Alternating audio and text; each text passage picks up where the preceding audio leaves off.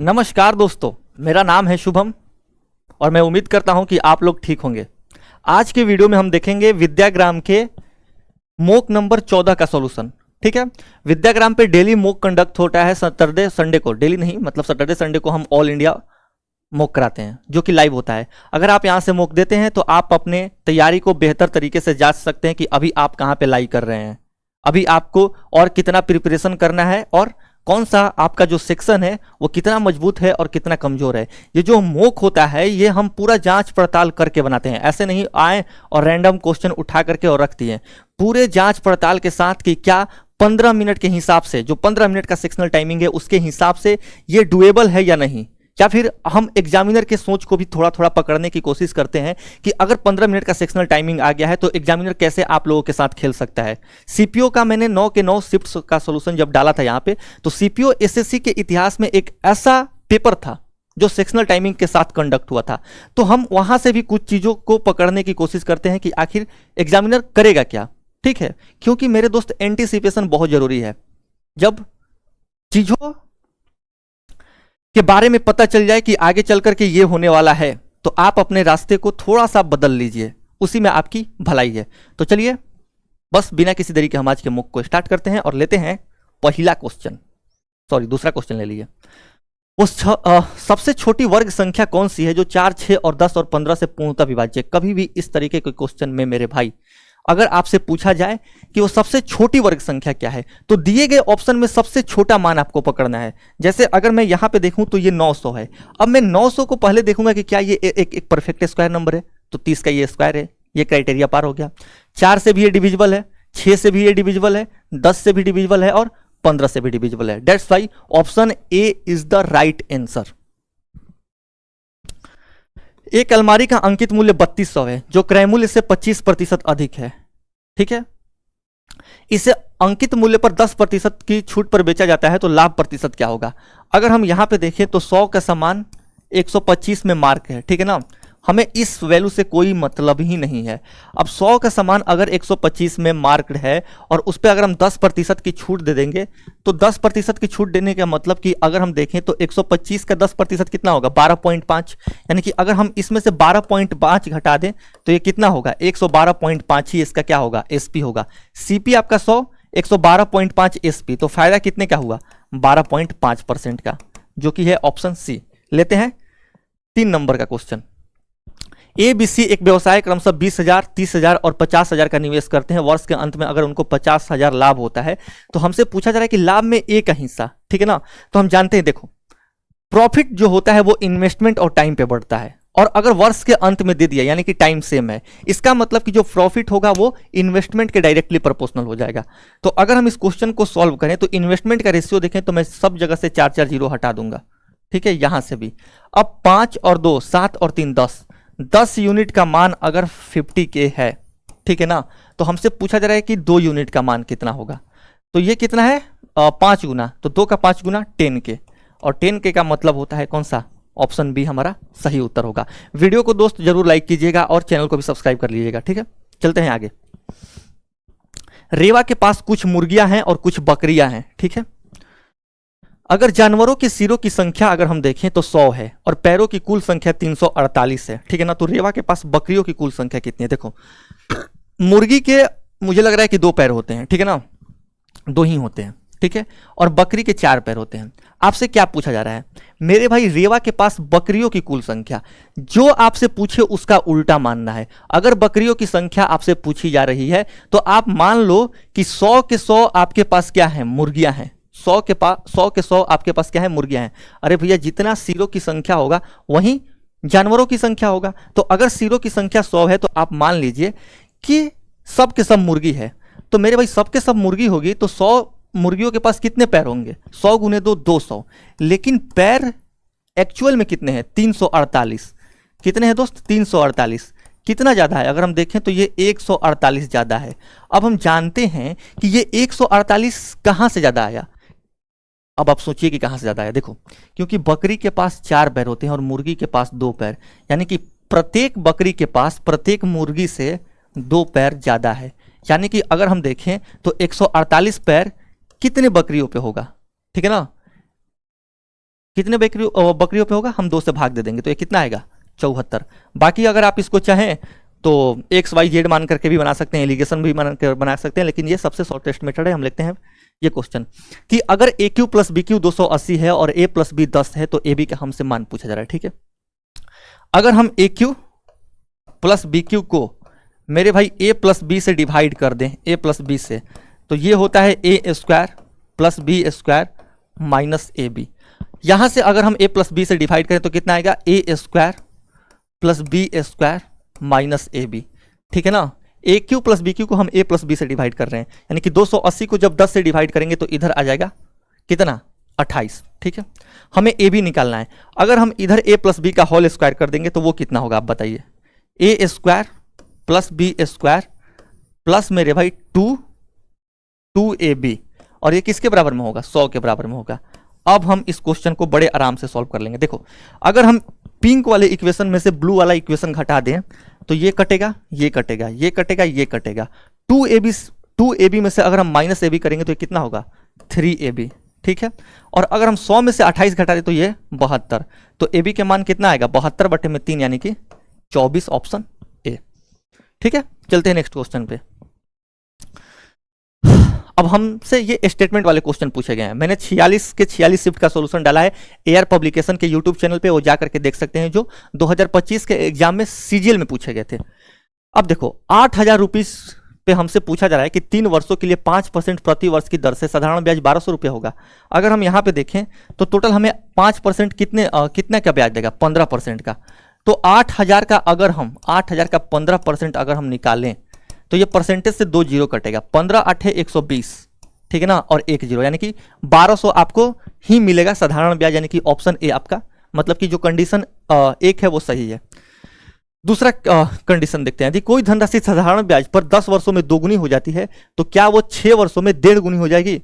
अगर मेरे भाई 10 वर्षों में दोगुनी का मतलब है कि 100 से 200, कितने टाइम में, 10 वर्षों में। 10 वर्षों में ब्याज कितना मिल रहा है, 100 का। ठीक है ना, तो अगर हम जानते हैं कि अगर हम ये देखें कि अगर हम 10 वर्षों में, तो यहाँ पे ब्याज का रेट कितना आ रहा है, 10% आ रहा है।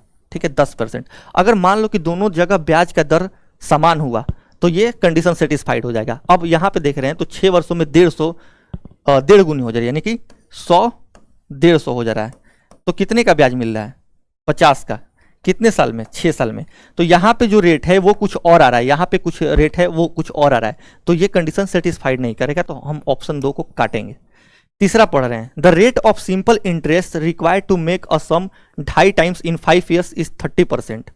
ठीक है ना, अगर हम मेरे भाई देखें तो 30% में अगर हम देखें तो देखो 2.5 गुना का मतलब होता है कि 100 से 250।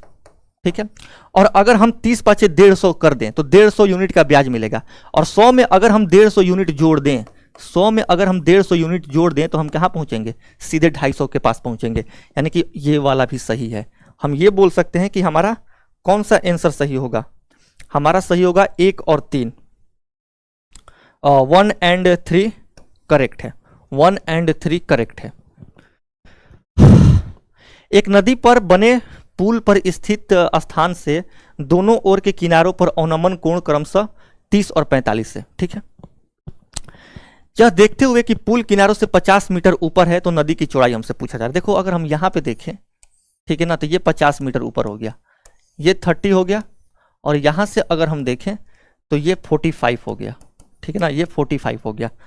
ठीक है, अगर हम यहाँ पे देखें तो 30 के सामने 1 अगर लेंगे तो ये 60 होगा, 60 के सामने √3 हो जाएगा, और 45 के सामने 1 तो ये भी 45 होगा, उसके सामने भी 1 हो जाएगा। अगर 1 यूनिट का मान 50 है तो हमसे यहाँ से लेकर के यहाँ तक, यानी कि नदी की चौड़ाई पूछी जा रही है। ठीक है, तो वो कितना होगा, √3 + 1, √3 + 1, यानी कि ऑप्शन डी हमारा सही उत्तर हो जाएगा। एक ठोस अर्धगोले की त्रिज्या 6 सेंटीमीटर है, इसे पिघलाकर 6 सेंटीमीटर ऊंचाई का एक बेलन बनाया गया है, तो हमसे बेलन की त्रिज्या पूछी जा रही है। ठीक है, अब एक ठोस अर्धगोले की त्रिज्या 6 सेंटीमीटर, यानी कि अगर हम यहाँ पे देखें तो 2/3 पाई और RQ यानी कि 216 बराबर में। अगर हम यहाँ देखें तो इसे पिघलाकर 6 सेंटीमीटर ऊंचाई का एक बेलन बनाया जाता है, तो अगर हम बेलन बनाएंगे तो ये कितना होगा, पाई R² होगा। ठीक है ना, R² हमें नहीं पता है, और H कर देंगे जो कि 6 है। अब हम इसको सॉल्व करेंगे, पाई से ये पाई कटेगा, 3 से 72 बार में जाएगा, ठीक है ना, और 6 से ये 12 बार में जाएगा। यानी कि अगर हम आर स्क्वायर का मान देखें तो ये 24 आया। तो आर का मान कितना होगा बताओ? 4 और 5 के बीच में ही होगा। 4 का स्क्वायर होता है 16, 5 का स्क्वायर होता है 25, तो 16 और 25 के बीच में ही है। यानी कि हम ये बोल सकते हैं कि 4 और 5 के बीच में जो ऑप्शन होगा वही हमारा क्या होगा? सही उत्तर होगा। अप्रोक्सीमेशन का खेल है।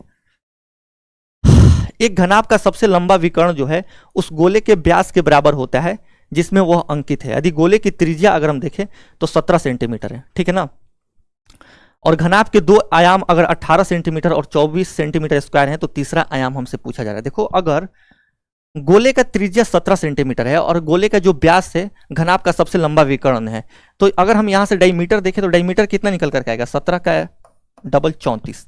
अब अगर हम देखें तो 18 का, देखो घनाभ का विकर्ण क्या होता है? L square plus B square plus h square बराबर होता है डी स्क्वायर के। तो एल स्क्वायर कितना हम देखें तो दो आयाम यानी कि 18 का स्क्वायर प्लस 24 का स्क्वायर और प्लस तीसरे आयाम का स्क्वायर, ये किसके बराबर में होगा? 34 के स्क्वायर के बराबर में होगा। हम यूनिट डिजिट से इस क्वेश्चन को सॉल्व करेंगे। यहाँ पे क्या आएगा? 4 आएगा, यहाँ पे 6 आएगा और यहाँ पे x स्क्वायर आएगा और यहाँ पे 6 आएगा। 6 और 4 10, यानी कि अगर हम उधर घटाएंगे तो x स्क्वायर 6 आएगा। यानी आंसर वो ऑप्शन होगा जिसके स्क्वायर के यूनिट डिजिट पे 6 आए, और 6 सिर्फ ऑप्शन सी में आएगा। 256। एक समकोण पिरामिड का जो आधार वर्गाकार है, ठीक है, जिसकी भुजा की लंबाई 8 सेंटीमीटर और ऊंचाई 15 सेंटीमीटर है, तो हमसे एक त्रिभुजाकार फलक की तिर्यक ऊंचाई पूछी जा रही है। अब तिर्यक की ऊंचाई क्या होगा? 8 का स्क्वायर प्लस 15 का स्क्वायर, 8 है ना, तो भुजा का आधा हम कर देंगे 4, 4 का स्क्वायर प्लस में 15 का स्क्वायर, ये किसके बराबर में होगा? अगर हम इसको सॉल्व करें तो 16 प्लस 225, ये कितना होगा? 241। आप ऐसे भी देख सकते थे कि 15 16 का स्क्वायर 256 होता है, तो 15 और 16 के बीच में ही होगा। ऑप्शन ए आप सही कर सकते थे। हाँ, आधार वर्गाकार है जिसकी भुजा की लंबाई 8 सेंटीमीटर, ऊंचाई 15 सेंटीमीटर। बिल्कुल, इस क्वेश्चन को हम करते हैं कि देखो, शराब के एक कंटेनर से एक चोर ने 15 लीटर शराब चुरा ली। बताइए 15 लीटर शराब कैसा चोर है भाई? इसे पानी की समान मात्रा से बदल दिया गया, ठीक ना। उसने फिर वही प्रक्रिया दोहराई, चोरी की लत लग गई। अब इस प्रकार तीन प्रयास में शराब और पानी का जो अनुपात है वो 343 और 169 हो गया। तो हमसे पूछा जा रहा है कि कंटेनर में प्रारंभिक शराब की मात्रा कितनी थी। अब देखो, ये 343 है शराब अभी, और टोटल अगर हम मात्रा देखें तो 343 प्लस 169 होगा, तो कितना होगा? 9 3 12 का 2 हासिल 1, 6 4 10 और 1 11 का 1 हासिल 1, 3 और 1 4 और 1 5, ठीक है ना। ये प्रक्रिया हम 3 बार की है, तो इसका हम क्यूब रूट लेंगे। तो इसका अगर हम क्यूब रूट ले लेंगे तो ये कितने बार में जाएगा? ये 7/8, 7/8। तो कंटेनर में शराब की प्रारंभिक मात्रा पहले 8 था, अब 7 हो गया, यानी कि 1 यूनिट कम हो रहा है। एक ही यूनिट का मान है 15 लीटर, तो 8 यूनिट का मान कितना होगा? 15 8 120। ऑप्शन डी हमारा सही उत्तर होगा। 12 नंबर के क्वेश्चन को देखते हैं। 3 8 13 18 23 समानांतर श्रेणी में है, यानी कि एपी में है, तो 50वां पद, प्रॉपर 10th क्लास वाला क्वेश्चन, ठीक है ना। एपी उसी में पढ़ना था। 50वां पद क्या होगा? ए प्लस 49D, ए प्लस 49D। तो ए कितना है? 3 प्लस 49 गुने डी कितना है? 5। तो अगर हम 49 और 5 करें तो देखो 50 5 250 होता है, लेकिन 50 से एक कम है, तो 5 बार हम घटा देंगे तो ये 245 होगा। 245 गुने हम 3 करेंगे, ये पहुँचते हैं 15 के 5 हासिल 1, चढ़ते हैं 12 और 1 13 के 3 हासिल 1, 3 दूनी 6 और 1 7। 49 5 कितना होगा? अच्छा, ये प्लस है ना, तो ये 245 और प्लस अगर हम कर देंगे तो ये 248 आ जाएगा। Option D. एक कक्षा में लड़कों का औसत भार 30 केजी है और उसी कक्षा में लड़कियों का औसत भार 20 केजी है, ठीक है।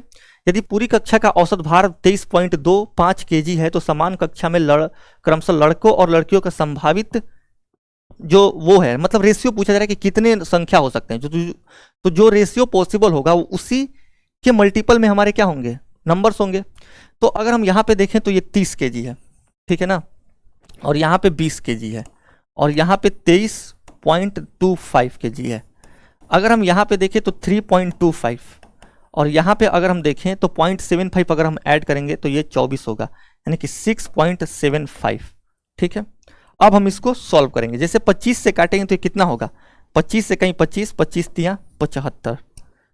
ठीक है, 25 से इसको काटें तो 25 दूनी 50 होता है और 25 सते 175, यानी कि 13:27 में हमारे जो संख्या होगा वो पॉसिबल है, 13:27 में।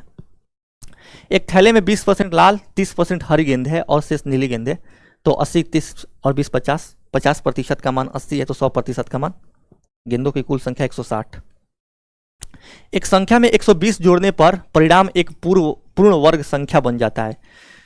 मूल संख्या दो क्रमागत वर्ग संख्याओं 625 और 676 के बीच में स्थित है, तो संख्या ज्ञात कीजिए। आप इसमें 120 जोड़ करके देखिए कि कौन सा 120 जोड़ने पर एक परफेक्ट स्क्वायर बन रहा है, और इस क्वेश्चन का उत्तर हमारे कमेंट बॉक्स में दीजिएगा, तभी तो मजा आएगा ना, तभी तो लगेगा कि आप सीरियस होकर के पढ़ाई कर रहे हैं।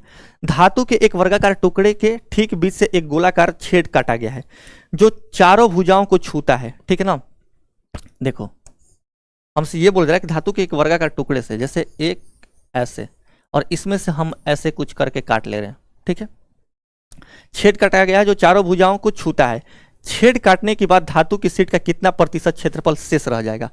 अगर हम ये छेद काटेंगे तो इसका रेडियस कितना होगा, अगर मान लो कि इसका साइड हम a मानते हैं स्क्वायर का, तो इसका जो रेडियस होगा वो a/2 होगा, a/2 होगा। ठीक है, पाई की जगह पे हम 3.14 यूज करेंगे।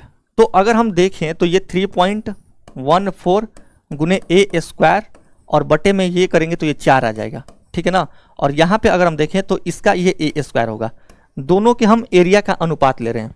अगर हम एरिया का अनुपात लें मेरे भाई तो a स्क्वायर से a स्क्वायर कटेगा, बचेगा कितना 3। देखो 3.14 इसका एरिया, दोनों के एरिया का अनुपात आया, तो अगर हम 4 में से 3.14 घटा दें तो वो बचेगा। तो अगर हम 4 में से 3.14 घटाएं तो ये 0.86 आएगा। अब 0.86 4 का कितना प्रतिशत है आपको से यही पूछा जा रहा है। देखो 4 का अगर हम दोस्त 4 का 10% लें तो ये 0.4 होगा, यानी कि 40। 20% लें अगर हम तो ये 40 80 हो जाएगा। ठीक है ना, 20% 80 होगा, ये 86 है, तो 20% से हल्का सा बड़ा होगा।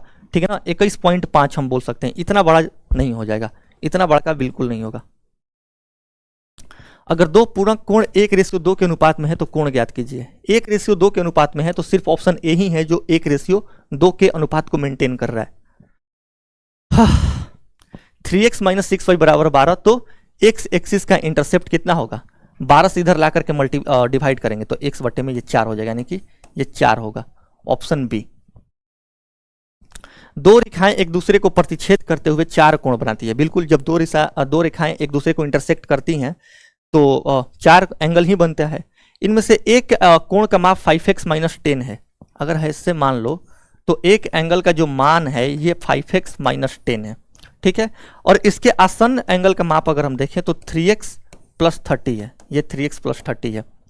तो हमसे 5x - 10 डिग्री कोण के ऊर्ध्वाधर सम्मुख कोण का माप, सम्मुख कोण यानी कि वर्टिकली अपोजिट एंगल, तो जो वर्टिकली अपोजिट एंगल होता है वो बराबर होता है, यानी कि ये वाला जो एंगल होगा ना वो भी 5x - 10 ही होगा, यानी कि सिर्फ हम 5x - 10 का मान निकालेंगे। अब देखो यहाँ पे अगर हम देखें तो ये क्या बना रहा है, ये स्ट्रेट एंगल बना रहा है जो कि 180 डिग्री के बराबर में होता है। तो अगर हम जोड़े तो 5x और 3x 8x, और 30 में से अगर ये देखें तो ये 20 और ये 180 डिग्री के बराबर में होगा। ठीक है, 8x का अगर हम मान देखें तो ये 160, तो x का मान 20 होगा। x का मान अगर 20 हो गया तो 20 5 100 और 100 में से 10 गया 90, हमारा सही उत्तर हो जाएगा ऑप्शन डी। ABC में DE पैरेलल है BC के, AB और AC को D और E पर प्रतिच्छेद करता है। अगर AD ऊपर वाला पार्ट 2 है तो नीचे वाला पार्ट 4 है, तो AE 3 है तो 3 का डबल 6 हो जाएगा। sin 2x + 15 डिग्री बराबर है cos x - 5 डिग्री के। एक चीज आपको पता करना पड़ेगा कि साइन और कॉस अगर आपस में बराबर हैं तो ये तभी हो सकते हैं जब एंगल का सम 90 डिग्री होता है। तो अगर हम सबको जोड़ें तो कितना होगा, 2x + x, ये कितना हो जाएगा 3x। ठीक है ना, और 15 में से 5 गया 10, ये 90 के बराबर में है। तो अगर हम 3x का मान देखें तो 90 में से 10 गया 80, यानी कि हम x बता सकते हैं कि कितना होगा 26 या 78, यानी कि 26 पॉइंट समथिंग हो जाएगा, ऑप्शन डी।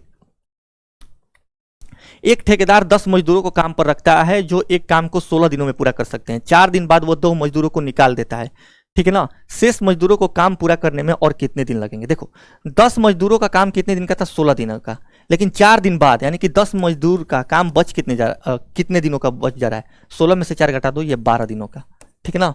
वो 2 मजदूरों को निकाल दे रहा है। 2 मजदूरों को अगर निकाल दिया तो अब मजदूर कितने हो गए? 10 में से 2 गया 8, और यहां पे आ गया ये डी। अब यहां से अगर हम डी निकालें तो ये 8 से कितने बार में जाएगा? 12 दहिया 120 होता है, तो ये 15 बार में जाएगा, यानी कि डी आपका 15 डेज होगा, ऑप्शन सी सही उत्तर। इसको आप सॉल्व कीजिए। देखो पहले आप इसको बंद कर लो, 1/3 है, ठीक है ना। 1/3 यानी कि ऊपर जाकर के ये 15 बनेगा, ये 1/15 यानी कि ऊपर जाकर के ये 60 बनेगा, 60 ऊपर जाकर के अगर देखें तो 300 बनेगा, यानी ये कुछ नहीं है 240 भागा 300 है, 240 भागा 300। क्या हम 240/300 नहीं लिख सकते हैं? बिल्कुल लिख सकते हैं। अगर हम 60 से काटे तो ये 4 और 60 से काटे तो ये 5, ऑप्शन ए हमारा सही उत्तर होगा। ये सेकेंड लास्ट क्वेश्चन है, देखते हैं इसको। 2014 में लैपटॉप में जेड की कीमत और 2015 में लैपटॉप में एक्स की कीमत के बीच का अंतर। 2014 में अगर हम यहाँ पे देखें 2014 में तो जेड की कीमत डार्क वाला यानी कि 20 है, ठीक है ना। और अगर हम 2015 में देखें लैपटॉप एक्स की कीमत, तो एक्स कौन सा है? ये वाला 27, तो 20 और 27 का डिफरेंस कितना है? 7। और ये हमारा लास्ट क्वेश्चन है, ठीक है। एक कार और एक बस की गति का अनुपात 5:3 है। बस 6 घंटे में 360 किलोमीटर की दूरी तय करती है, तो कार द्वारा उस दूरी को तय करने में कितना समय लगेगा? हमारे पास कौन है? कार है और बस है, ठीक है ना। इनके स्पीड का अगर हम रेशियो देखें तो ये 5:3 है, तो अगर जो टाइम होगा ये कितना होगा? 3:5 होगा, ठीक है। अब बस 6 घंटे ले रही है, बस जो है वो 6 घंटे ले रही है, यानी कि 5 यूनिट का मान 6 यानी कि 1.2 गुना। तो अगर हम 1.2 गुना अगर हम देखें तो ये 3.6 होगा, जो कि ऑप्शन बी आपका सही उत्तर होगा, ठीक है। ये हमारे एसएससी मैथ्स की बुक है, इसको आप ले सकते हैं। ये हिंदी मीडियम में भी आती है और इंग्लिश मीडियम में भी आती है। अगर आप इसको लेना चाहें तो अमेजन या फ्लिपकार्ट से बिल्कुल ले सकते हैं। इसके अलावा ये हमारा टेलीग्राम का चैनल है, यहाँ से आपको क्लास नोट्स का पीडीएफ मिल जाएगा। अगर वीडियो अच्छी लगे तो प्लीज़ इसको लाइक कीजिए और चैनल को सब्सक्राइब कर लीजिए। थैंक यू, मिलते हैं नेक्स्ट वीडियो में।